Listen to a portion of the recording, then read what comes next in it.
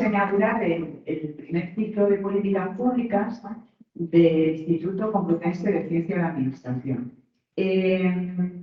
Este ciclo nace un poco con el propósito de aportar un conocimiento teórico práctico sobre las políticas públicas destinado principalmente a los estudiantes de esta facultad. Ya sabéis que la asignatura de políticas públicas es una asignatura transversal en la mayor parte de las titulaciones y es importante que también esa formación que se da en las aulas vinculada directamente a la asignatura de esos conocimientos básicos se complementen también con conocimientos más específicos que tienen que ver con algunos ámbitos sectoriales de las políticas públicas.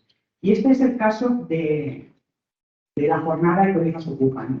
Donde se va a abordar el tema de la seguridad, ¿no?, como política pública.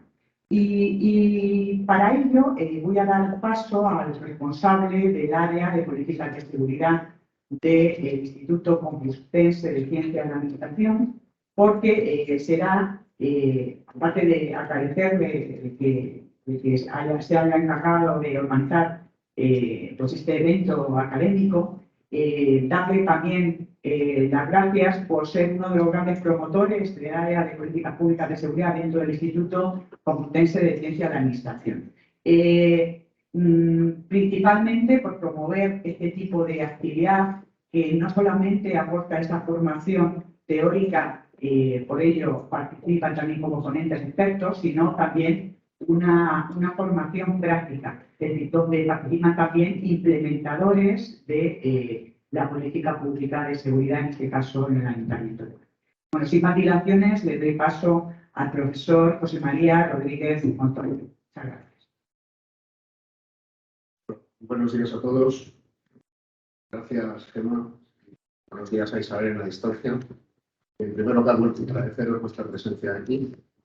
Agradecer al Instituto la posibilidad de arrancar este ciclo, el ciclo piloto en políticas públicas de seguridad, lo cual tiene dos ventajas. Bueno, tiene una ventaja y un inconveniente. Es que, como es la primera vez que haces algo, pues puede salir todo catastróficamente fácil.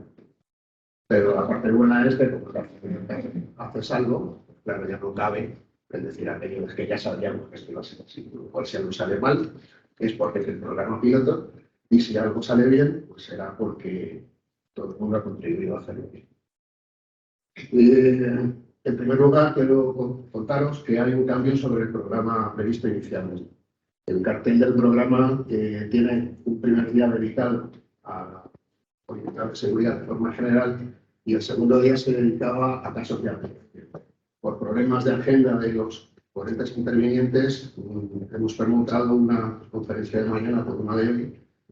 Y bueno, va a haber la conferencia, digamos, inicial del ciclo por parte de Isabel Bazá, quien la presentaré, y luego intervendrá Marta, que también la presentaré, que es nos presentará un caso de aplicación que estaba previsto para hoy.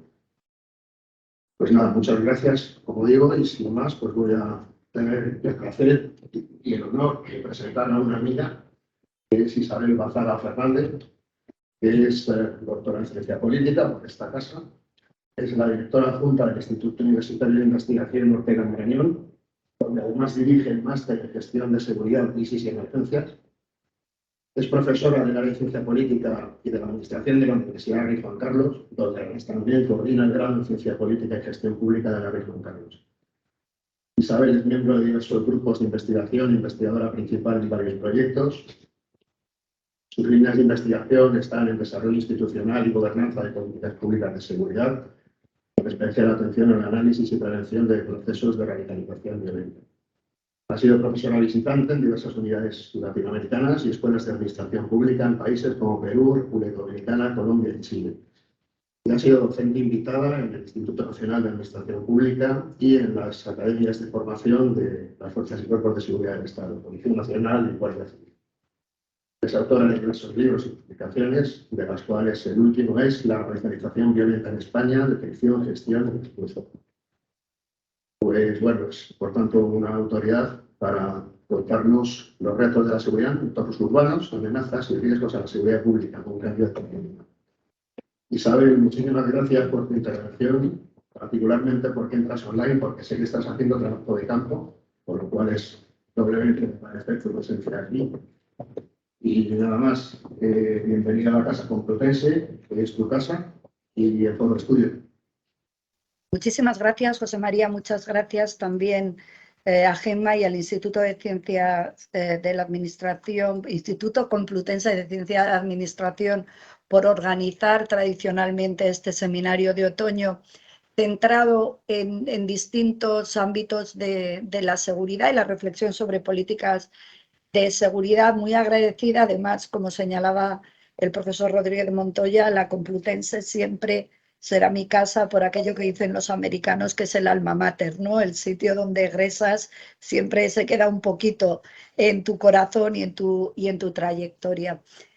Pido disculpas por entrar online, pero como le indicaba cuando me invitó al profesor Montoya, estamos desarrollando trabajo de campo en Melilla en torno a un proyecto europeo que trata de gobernanza de las migraciones, ¿no? Y era la oportunidad de venir estos días para sacar mayor rendimiento y por eso tengo que entrar online. Evidentemente aclarar que me hubiera encantado estar ahí para poder compartir con todos ustedes y hacer un poco más dinámico esto. No obstante, y a pesar de la distancia y de esto de la onlineidad, yo voy a hacer una reflexión en torno a lo que quiera que sean los retos que tenemos en la seguridad hoy día. Y a partir de ahí, si tienen preguntas, tanto las personas presentes en la mesa como los asistentes al seminario, por favor, no reparen en hacerme esos planteamientos. Si tengo la oportunidad de responderlos, genial, y si no, nos emplazaremos para otro momento. La cuestión de las políticas de seguridad es una cuestión bastante controvertida en términos generales. Primero, porque entra dentro de esa esfera que es la que tiene que ver con los derechos y libertades, ¿no? Y en gran medida con el poder coercitivo de los estados. Entonces, aquí siempre tenemos cierto grado de ambivalencia, ¿no? En primer lugar, hay una cierta presencia de prejuicios en lo que son y lo que hacen y lo que obtienen las políticas de seguridad.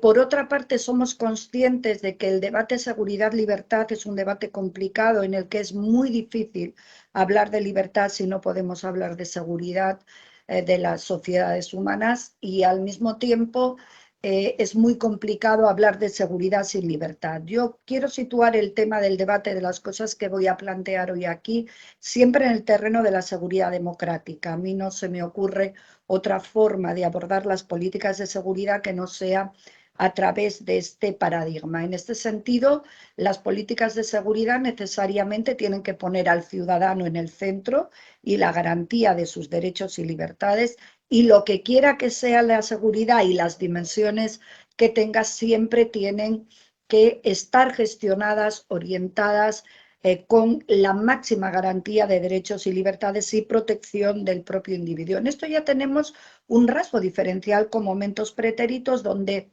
parecía que la protección era de las estructuras político-administrativas y de los estados que formaban parte del núcleo central de las políticas de seguridad, y los ciudadanos pues pasaban un poco a estar en un segundo nivel de protección. Esto quizás sea el principal cambio que tiene la sociedad de nuestro tiempo, ¿no? La idea de que la seguridad es lo suficientemente compleja y afecta lo suficientemente a los ciudadanos como para ampliar los espacios de conquista fundamentalmente a través del respeto al entramado de derechos y libertades.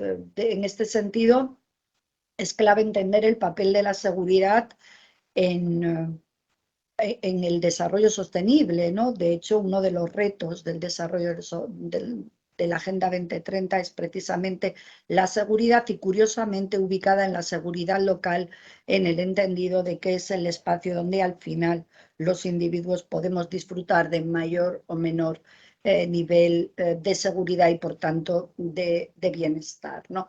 No se nos escapa a nadie, entiendo yo, que es un tema muy complejo, que siempre está sometido a debates y, como les decía, en ocasiones a grandes prejuicios. Y debiéramos, desde el punto de vista de las políticas de seguridad, también trabajar esa dimensión y también liberarnos, ¿no?, de los prejuicios a la hora de enfrentar el tema, entre otras cosas, porque se necesita un conocimiento multi, interdisciplinar cada vez mayor y necesitamos visiones muy compartidas, implicación de la sociedad en las definiciones de seguridad, pero también en las respuestas, y tenemos que superar viejos paradigmas en los que lanzábamos exclusivamente al Estado a través de los cuerpos de seguridad nuestra protección, renunciando en ocasiones, como les decía, en la tensión libertad-seguridad, renunciando a espacios de libertad por lo que quiera que fuese la seguridad. Como casi todas las políticas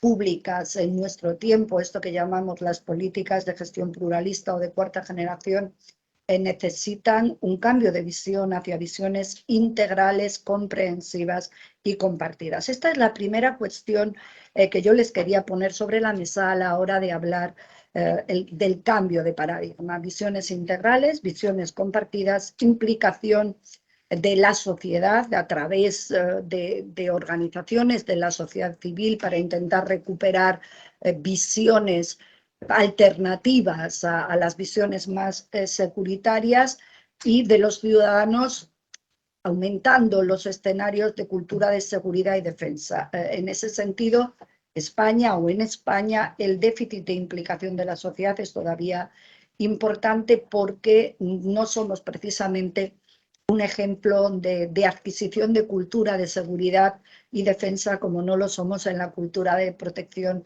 civil, y como les señalaba, tenemos unas visiones securitarias muy estatales y muy más que securitarias, securitistas, y a través de los cuerpos de seguridad, que está muy bien y que tienen que ser un actor preeminente, pero no tienen por qué ser el actor excluyente. Los propios cuerpos de seguridad, a la hora de hacer tanto los planes de seguridad propios como planes estratégicos de los cuerpos y fuerzas de seguridad, como el propio plan estratégico nacional, el plan de seguridad nacional, en cualquiera de sus dimensiones, siempre ponen este matiz, ¿no?, la necesidad de buscar visiones compartidas, de ampliar los escenarios de cultura de seguridad y defensa. Ahí es donde debemos sustentar el cambio de...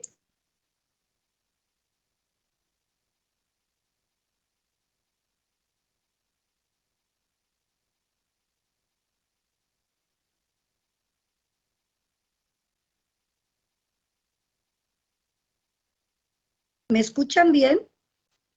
¿Sí? ¿Hola? ¿Hola? Hola, José María, tienes un Sí, punto. me escuchan. No, es que de repente se había quedado como ausente. Si hubiese algún problema, por favor, me lo hagan saber. Tengo el teléfono aquí al lado. Disculpen la interrupción, ¿no? Me gustaría reflexionar y hacerlo en la medida de lo posible de forma breve para dar lugar a la intervención de los participantes en 7 cuestiones, ¿no? Hablaremos cuando hablamos de seguridad, ¿qué es seguridad? Hablaremos del impacto que tiene la seguridad global o el efecto que tiene este cambio de modelo de la figura de los estados, ¿no?, en este modelo multipolar en el que estamos viviendo. Hablaremos de cuáles son los factores de seguridad en los estados contemporáneos, de rasgos específicos de las políticas de seguridad y qué representa para los cuerpos y fuerzas de la seguridad del Estado. El primer término es esto que es de qué es la seguridad. Yo creo que a ninguno se nos escapa que el cambio representado en las sociedades contemporáneas hacia una aldea global o un mundo globalizado, un cambio de paradigma en la concepción de los estados, ¿no?, en el que se ha revisitado la figura del Estado-Nación, se han reconfigurado los sistemas de relaciones internacionales, han aparecido nuevos actores y por lo tanto todos esos cambios necesariamente han repercutido en las propias sociedades, el conjunto de temas a los que tienen que hacer frente los gobiernos, el propio modelo de gobernanza que los estados lanzan poder hacia otras instituciones, algunas de ellas muy legítimas y muy democráticas, otras actores que han surgido con gran influencia, que tienen además una gran capacidad de intervención en las líneas políticas de los estados. Y en lo que a la seguridad se refiere, es quizás uno de los temas en los que más ha variado el modelo. Hemos pasado de un modelo de seguridad que diferenciaba entre seguridad y defensa a una hibridación de estos dos conceptos en el que por mor de la globalización se ha ampliado el espacio de la seguridad interior superando las fronteras estatales. Yo creo que a ninguno de nosotros se nos escapa que para poder hablar de seguridad en España, seguridad interior, necesariamente tenemos que hacer un análisis por lo menos regional y también temático, porque hay dimensiones que superan, dimensiones de riesgo que superan las fronteras de los propios estados. En ese sentido, lo que quiera que sea la seguridad hoy tiene como tres grandes esferas que van del eje de lo individual a lo internacional y que por lo tanto afecta a factores de seguridad individual, es decir, de seguridad del propio individuo y que se ve afectado por las características de los individuos y de los entornos primarios de socialización. Pasamos a un nivel de seguridad nacional que, digamos, tiene que estar en contacto con esa seguridad personal, conociendo las características de esos entornos y que se ve muy afectado por lo que pasa en la seguridad internacional, bien sea por los modelos de intervención, bien sea por la naturaleza de los problemas o las amenazas a los que tenemos, amenazas y riesgos a los que tenemos que hacer frente. Esto de la internacionalización de la seguridad, contra lo que pueda parecer, no es tan nuevo. Piensen ustedes que Interpol lleva operando muchos años, ¿no? Y he de decirles que solo hay una organización multilateral que supere el número de miembros a la Interpol, que es la FIFA, ¿no? El asunto es cuando los cuerpos de seguridad entienden que esa alianza de policías internacionales hace mucho tiempo, cuando todavía no se hablaba de globalización, asumir que es importante construir esa red, es asumir que la seguridad trasciende los problemas propios de un territorio y se ve afectada o suceden cosas en otros territorios que pueden tener influencia en el comportamiento del delito y de quien lo comete, ¿no? Y esa es un poco la idea que tenemos que traer hoy a la seguridad. Como sucede con casi todos los grandes temas de políticas públicas, la presencia del problema en el territorio, o la presencia o el impacto que tiene en el territorio el problema, tiene que ver con cosas que pasan en el territorio, pero está muy afectada por dinámicas globales. Piensen ustedes en cuestiones de seguridad como pueden ser la contaminación entre criminalidad ordinaria y criminalidad organizada, como en los grupos que se han intervenido en España en los últimos años.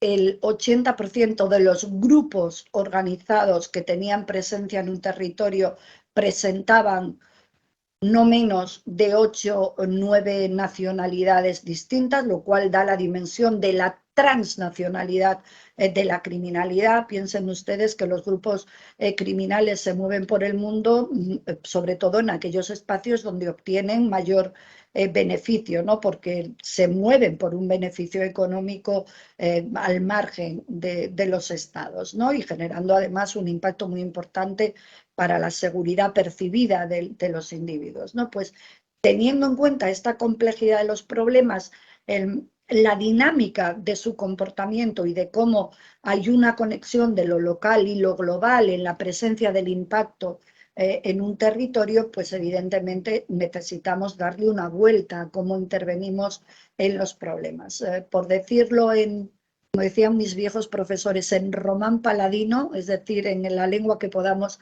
entender todos, creer que los problemas de tráfico de drogas en una ciudad, aunque sean de menudeo, se pueden resolver exclusivamente observando lo que pasa en el territorio donde se produce ese microtráfico es un error. En el territorio estamos observando los efectos más perniciosos de problemas que tienen alcance e intereses globales, en los que participan muchísimos actores y por lo tanto la gobernanza debe tratar de movilizar a todos esos actores porque, si me permiten el símil médico, muchas veces tiramos con todo a un problema en un territorio, empleábamos mucho esfuerzo, muchos recursos y mucha intensidad y estamos trabajando sobre el impacto de una cuestión exclusivamente, no sobre el problema en sí mismo, es decir, atendemos el problema con lo que se presenta en ese territorio,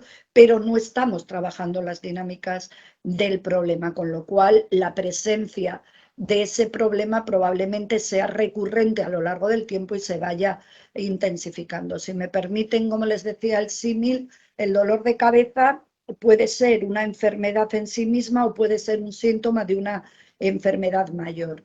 El problema reside cuando tratamos como enfermedad lo que es un síntoma, porque al final estamos medicando un dolor de cabeza, pero no yendo al origen de ese dolor de cabeza. Y cuando queremos identificar qué es lo que pasa detrás de ese dolor de cabeza persistente, nos podemos encontrar una patología severa. Pues muchas veces esto es lo que nos pasa con los temas de seguridad. La presión de los ciudadanos, la presión social, la presencia de los temas en los medios de comunicación, la opinión pública, la contaminación de los mensajes, otro factor importante en las políticas de seguridad, todo lo que tiene que ver con la gestión de la información, con la presencia de mensajes distorsionados, más que de información, de desinformación, justo en este área es un área donde hay un peso de la desinformación altísima, donde muchas veces la información no es tal, sino que son prejuicios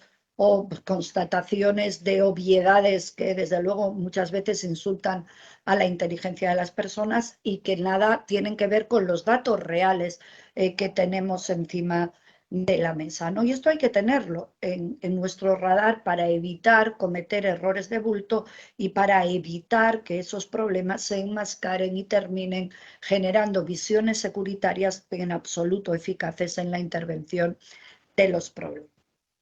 Otro rasgo de las políticas de seguridad es su complejidad. Todas las políticas públicas, los que nos dedicamos al estudio de las mismas, sabemos que la complejidad es una característica que está presente sistemáticamente. Pero en el caso de las políticas de seguridad se acentúa una diferencia que hay con tiempos pretéritos en lo que a las políticas de seguridad se refiere, es que por fin nos hemos dado cuenta de que la seguridad no es solo seguridad física de los ciudadanos o seguridad lógica de los ciudadanos y sus propiedades. Esa seguridad física o eso que llamamos seguridad pública, por otros seguridad ciudadana, seguridad colectiva, la terminología es muy diversa, está compuesta de muchas dimensiones. Es decir, para poder hablar de seguridad, lo que quiera que eso sea, tenemos que descomponer el término, ¿no? Y tenemos que hablar de seguridad sanitaria, de seguridad democrática, de seguridad regional, cooperativa, económica, ambiental, es decir, la seguridad del individuo, su sensación de seguridad, otro rasgo importantísimo. En políticas de seguridad siempre hablamos de dos dimensiones dentro de la seguridad objetiva, la que medimos a través de parámetros y que nos permiten compararnos con otros y que están perfectamente acuñados desde el número y tipología de delitos que se cometen, personas que están en prisión, presencia territorial de distribución de efectivos policiales, medios técnicos, es decir, son números son dimensiones objetivas, por lo tanto mesurables, que se han acuñado por parte de quienes estudiamos la política de seguridad como indicadores de comparación e identificadores objetivos, es decir, que podemos medir y pesar y por lo tanto nos podemos comparar con terceros. En España los sistemas de información son muy completos, en España tenemos políticas de seguridad con altísimos niveles de especialización por nuestra historia reciente y además digamos que pertenecemos al sistema Eurostat y a todas las grandes organizaciones de carácter multilateral que miden seguridad, desde Naciones Unidas hasta la OCDE, pasando por Interpol, Europol, es decir, los gestores de las políticas de seguridad en España están absolutamente en contacto con todos los especialistas a lo largo y ancho del mundo, incluso precisamente por estos niveles de especialización conectan mucho con estas organizaciones, incluso algunos españoles, pues conocedores de este tema, son los gestores y están en la dirección de estas políticas de estas organizaciones. Sabemos, por lo tanto, que es multidimensional, que para hablar de seguridad tenemos que hablar de muchas dimensiones y que hay una parte que es seguridad objetiva y otra seguridad percibida, y sabemos que la seguridad percibida, es decir, la sensación de seguridad que los ciudadanos tenemos, está muy conectada con cuestiones vinculadas a la opinión pública, con sensaciones y con impactos de otras políticas públicas. Les puedo poner un ejemplo. Cuando uno le pregunta a un ciudadano de un barrio medio de Madrid, dígame cuáles son sus principales problemas, casi siempre salen dos. Uno es el económico y otro es el de seguridad. Cuando uno le pregunta, indíqueme rasgos de esa sensación de inseguridad que usted me señala, el 80% de los rasgos no tienen nada que ver con cuestiones delictivas, sino que tienen que ver con limpieza de las calles, ruido, falta de alumbrado, problemas de movilidad en el tráfico, cuestiones que dependen de organizaciones que no son organizaciones policiales u organizaciones de seguridad. Y en nuestra sensación de seguridad influyen muchos elementos del sistema de políticas públicas, ¿no?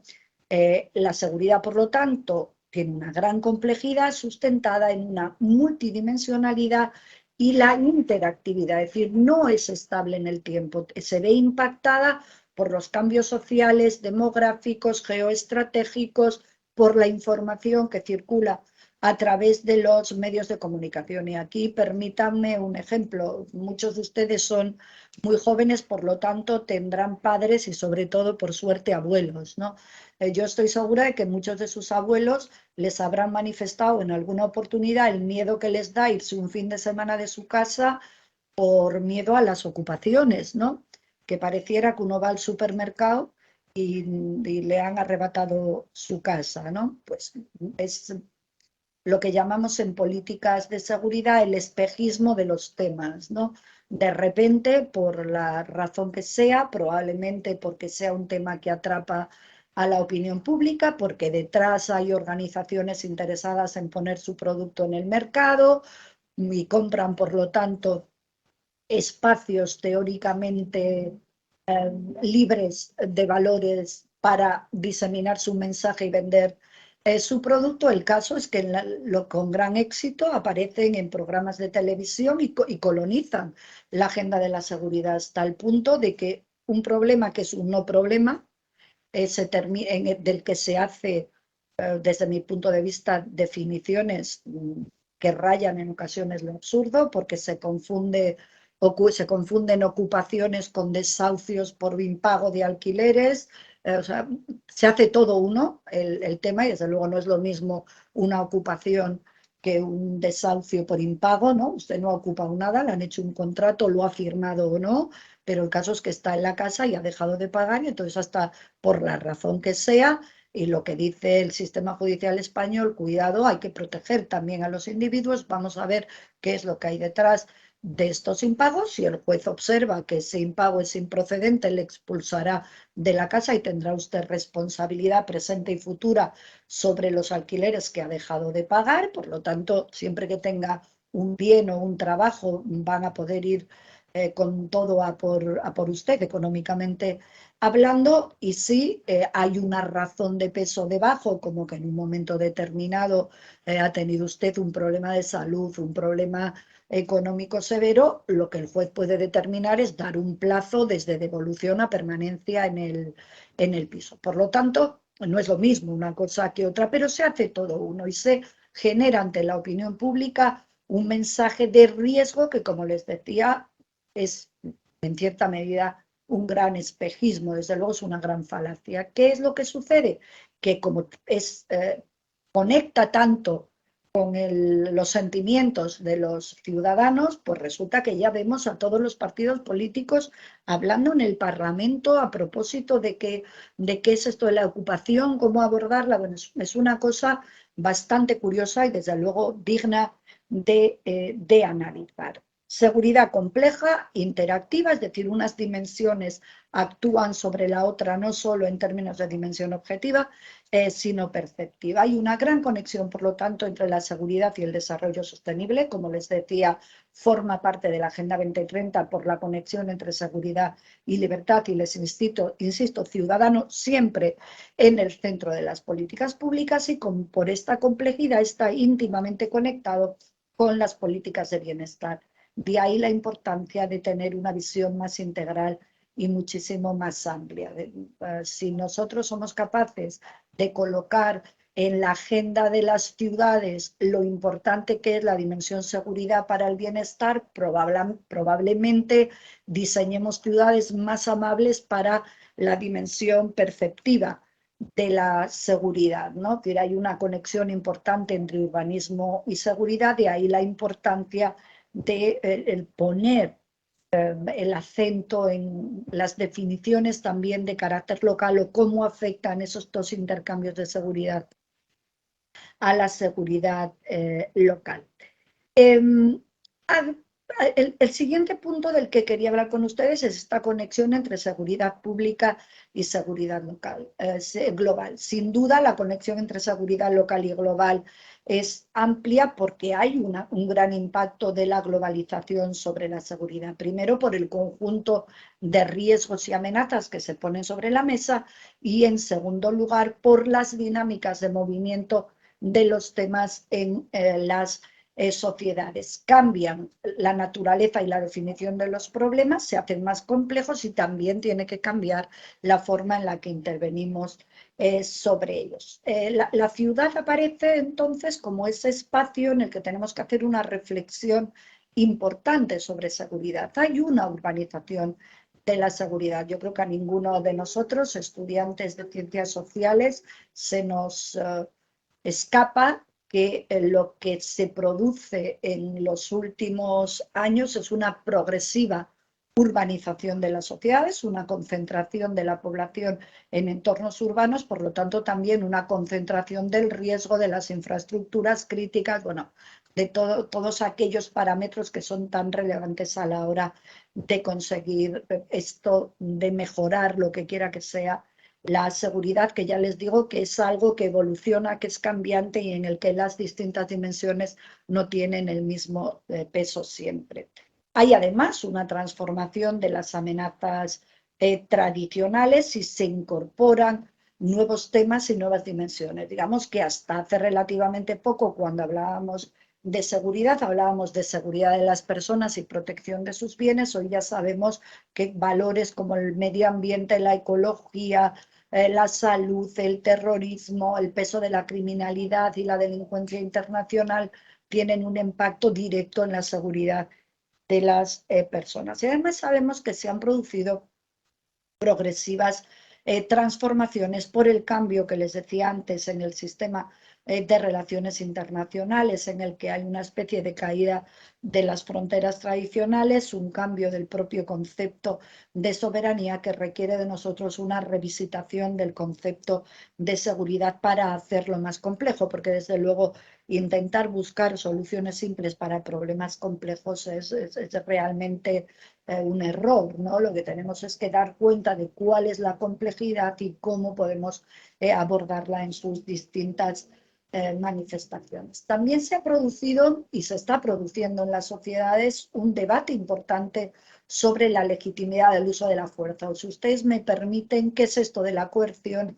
¿Cómo se puede aplicar? Y eso es razonable y eso tiene que pasar porque también vamos evolucionando a lo largo del tiempo en nuestro planteamiento de cómo queremos que se intervenga en materia de seguridad. Cuestiones que eran toleradas y absolutamente permitidas hace no tanto tiempo, les estoy hablando de 15 o 20 años, hoy desde luego pueden poner a los individuos en una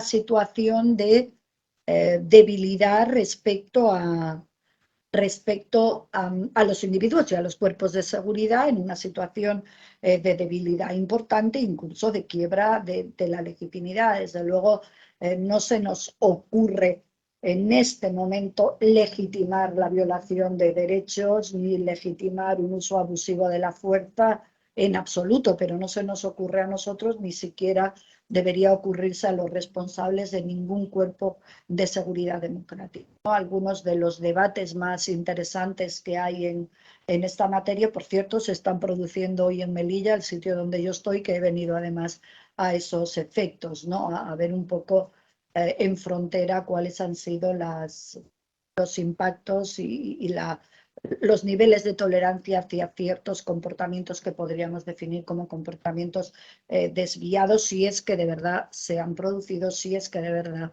cuando se haga el revisitado, como se va a hacer por orden judicial de todas estas evidencias, pues se han producido situaciones que entran dentro de cuestiones que no se pueden permitir en un Estado democrático, ¿no? Siempre la presunción de legitimidad, pero hay un debate muy profundo sobre el uso de la fuerza y la legitimidad. Esto nos obliga a tener una multidimensionalidad altísima a la hora de enfrentar el problema de seguridad y requiere reformas tanto estructurales como operativas de las fuerzas y cuerpos de seguridad de los estados. El último elemento que tiene que ver con este sistema de globalización de seguridad es la multiplicidad de dimensiones que están dentro, ¿no? Tenemos amenazas y riesgos absolutamente tradicionales, lo que llamamos delincuencia ordinaria, que tiene altos niveles de contaminación de parte de estas amenazas que vienen de la aldea global y que tienen que ver con el contacto entre lo local y lo global. Tenemos un conjunto de lo que llamamos amenazas híbridas que aparecen en distintos momentos desde distintos lugares y que conectan la dimensión económica con la dimensión social, con la dimensión securitaria. Ha aparecido un nuevo espacio que necesita protección, que es un espacio, esto que llamamos la ciberseguridad, que está muy conectado con las labores de inteligencia y que requiere de los cuerpos de seguridad pues un análisis de datos en abierto, porque además la ciberseguridad tiene algunas particularidades muy interesantes, no solo la cuestión de la tecnología y que se hayan hecho revisitaciones de viejos delitos, sino que aparecen delitos nuevos y en términos de seguridad ciudadana es una cuestión muy interesante porque no tenemos, muchas veces cuando se está cometiendo un delito en red o en la red, no se tiene sensación de que se está cometiendo un delito, porque uno está detrás de un ordenador, ¿no? Y es como si eso le protegiese de cometer un delito, no ve el delito, ¿no? Y eso genera, pues, que personas que nunca en su vida hubieran hecho nada inadecuado para la sociedad en la que viven y hubieran causado un daño, de repente hacen cosas feas, incluso horribles, ¿no? En su vida sin tener esa sensación de de seguridad, ¿no? Han crecido los niveles de reclutamiento para organizaciones del extremismo radical violento. Cuidado, aquí no se condenan las ideas, ¿no? Sino los actos, organizaciones que reclutan personas para cometer actos violentos de distinta índole, desde organizaciones de índole terrorista hasta organizaciones extremistas de la extrema derecha más radical, violenta, que están creciendo mucho, sobre todo en Europa, vinculado pues, a movimientos conspiranoicos, ¿no? Bastante interesantes de analizar y que digamos, el riesgo no está solo en los Estados Unidos con QAnon, sino que aquí tenemos nuestras propias versiones locales de este tipo de organizaciones que tienen una presencia muy profunda en las redes sociales, que han colonizado esto que llamamos el ciberespacio y que terminan por generar un riesgo amplio en nuestras sociedades, a nuestros hijos, a nuestros jóvenes, porque van a pescar donde encuentran, ¿no? Y verdaderamente ahí tenemos una situación bastante arriesgada, ¿no? Se han aparecido nuevos delitos, se han revisitado viejos delitos, no se tiene percepción de estar cometiendo un delito y por lo tanto esa democratización del riesgo nos amenaza, perdón, finalmente a todos, ¿no? Sobre todo porque aparecen necesidades de protección, esto que llamamos en los espacios comunes, desde la ciberseguridad, gracias José María, visto, desde la ciberseguridad hasta nuestro espacio físico más común y, como les decía, la hiperconcentración de infraestructuras críticas en nuestro territorio es pues verdaderamente relevante, porque uno de los espacios que necesita más niveles de protección son precisamente las infraestructuras críticas, en las que están infraestructuras administrativas que gestionan nuestros archivos, la agencia tributaria, la seguridad social o nuestros datos médicos, pero también tenemos una necesidad de defensa, las infraestructuras energéticas, de telecomunicación, la seguridad aérea, en fin, hay una hiperconcentración de infraestructuras de seguridad. Esto hace que encontremos un nuevo escenario en el que aparecen factores de seguridad o inseguridad, que va desde la delincuencia común, la criminalidad organizada, cuestiones de convivencia e incivismo. Aquí sí que les indico que esto es uno de los elementos que más percepción de inseguridad genera y que conecta mucho también con una polarización extrema de las sociedades en las que digamos, se niega al otro la interlocución, y esto genera un antagonismo que incluso se puede materializar en un conflicto social abierto muy importante. La polarización, la Unión Europea, la polarización política y su conexión con el extremismo de carácter violento es más que evidente. Hay datos que lo sustentan empíricamente y además es una de las líneas estratégicas de la Unión Europea como disminuir el nivel de conflicto en las sociedades contemporáneas, en las sociedades europeas contemporáneas. Por darles un dato para que vean la importancia que esto tiene, todas estas organizaciones trabajan por una deslegitimación de los estados, ¿no? Por generar ahí siempre ese bulle, ¿no? De que todo es lo que suena a Estado y a infraestructuras estatales, organizaciones estatales, es malo y da lugar a cuestiones que son, si no fuera porque son graves, son paradigmáticas. Recientemente un estudio de la Universidad de Harvard demostraba cómo había una relación entre la polarización política y la falta de eficacia y el éxito en la campaña de vacunación emprendida por el gobierno de los Estados Unidos con motivo del COVID-19.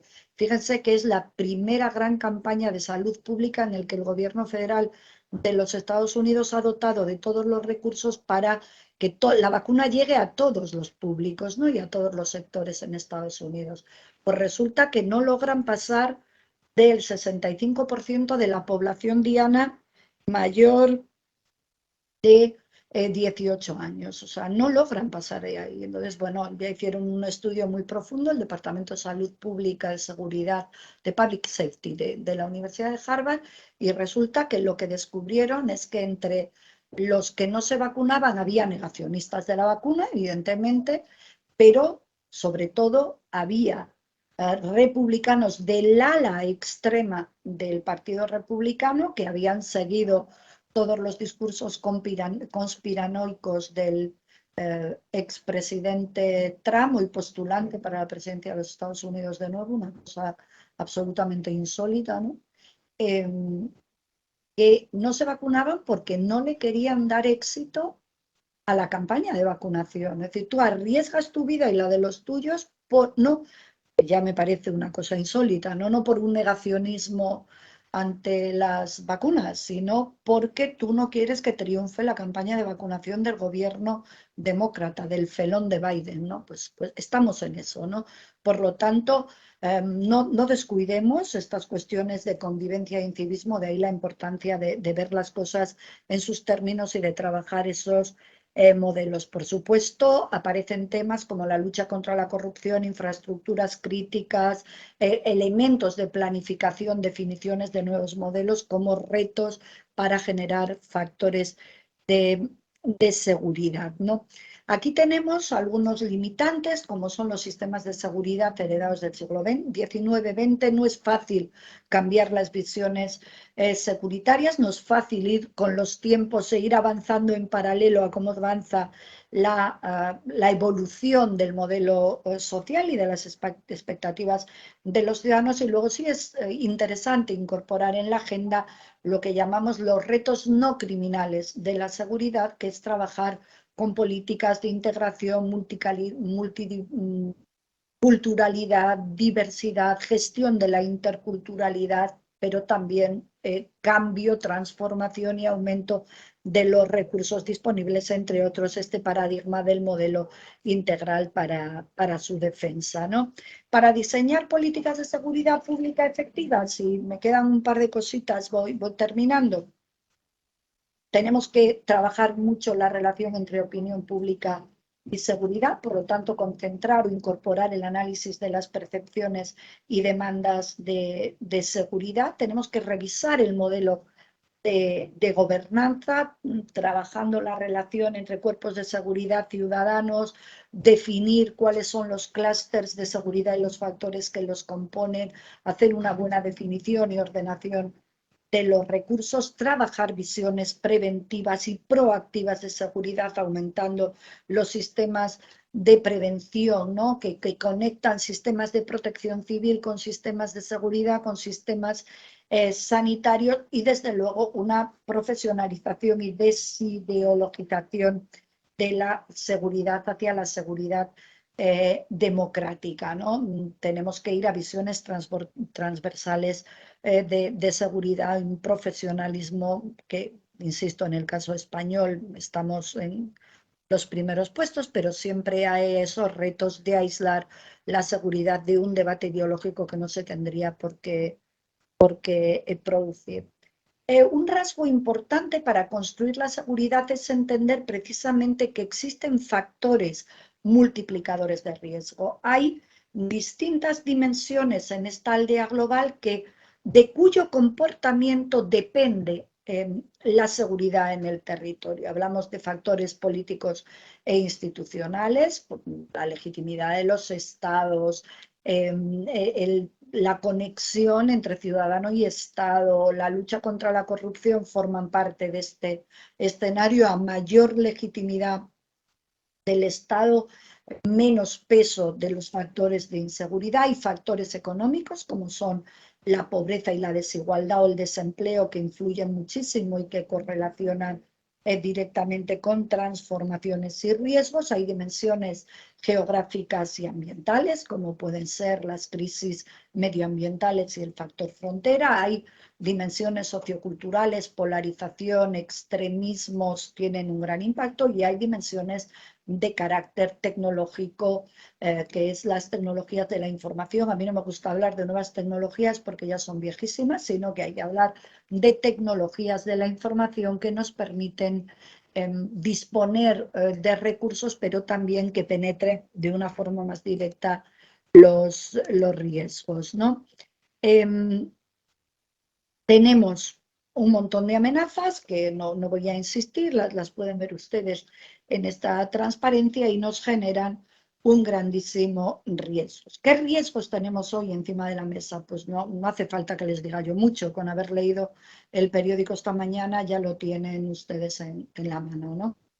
Por supuesto, la inestabilidad económica y financiera, la vulnerabilidad energética que va a ser nuestro talón de Aquiles los próximos meses, la proliferación de armas de destrucción masiva, armas sucias y nucleares, y no solo, sino pues usos NBQR, el uso de los flujos migratorios como mecanismo de presión. Piensen ustedes que las organizaciones de la criminalidad organizada han encontrado en las necesidades o la expulsión de las personas de sus países de origen por distintas crisis, una forma de ganar dinero en mayúsculas, pero también de meter presión a los estados. Entonces los flujos migratorios generan sensación de riesgo, es decir, que se presenten, que usen, quiero que me entiendan bien, no es una condena en absoluto a los migrantes, muy por el contrario, sino cómo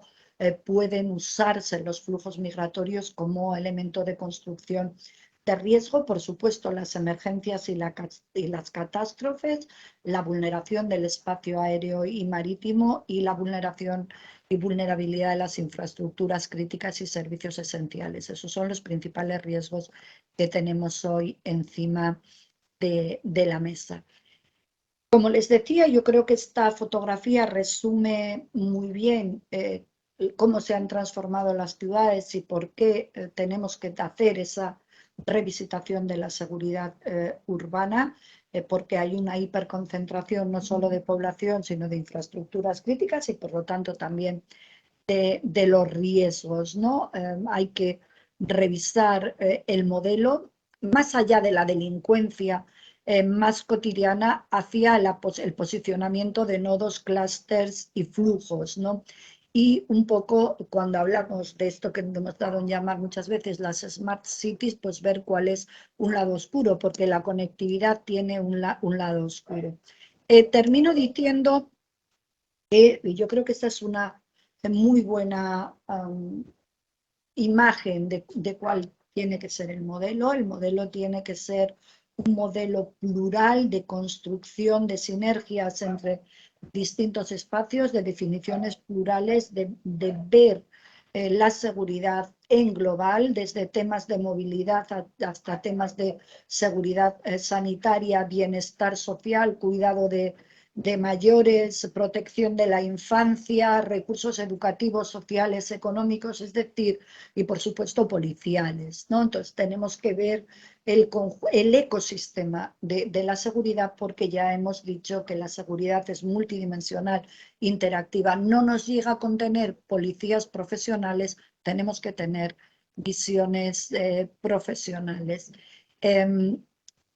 Nosotros le llamamos, ¿no?, la conexión entre sostenibilidad, eficiencia, el cuidado de las personas y la seguridad, ¿no?, con recursos múltiples, compartidos e interactuando. Yo, para terminar, simplemente les diría que eso requiere nuevas policías para afrontar nuevos desafíos y requiere cambios de perfiles, revisitación de funciones. El policía del siglo XXI, permítanme el término y la broma, ¿no?, en algo tan serio, se tiene que parecer algo menos a un madero y algo más a un mediador social. En esto están, por cierto, los cuerpos de seguridad del mundo desarrollado, pensando en policías mucho más comprensivas o aumento de la eficacia a través de la diferenciación de papeles y de nuevas conexiones.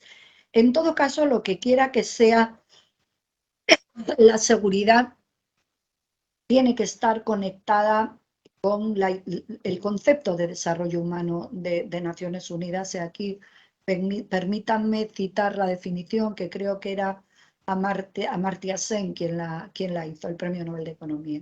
Y aquello que es la seguridad humana, bueno, pues son las oportunidades que un individuo tiene al nacer de vivir una vida larga y saludable, ¿no? Y termina diciendo con ciertas opciones a la felicidad. En este entramado de la seguridad humana, la seguridad pública y las políticas de seguridad ocupan un papel absolutamente determinante. Muchas gracias a todos por la atención y a su disposición para preguntas y consideraciones.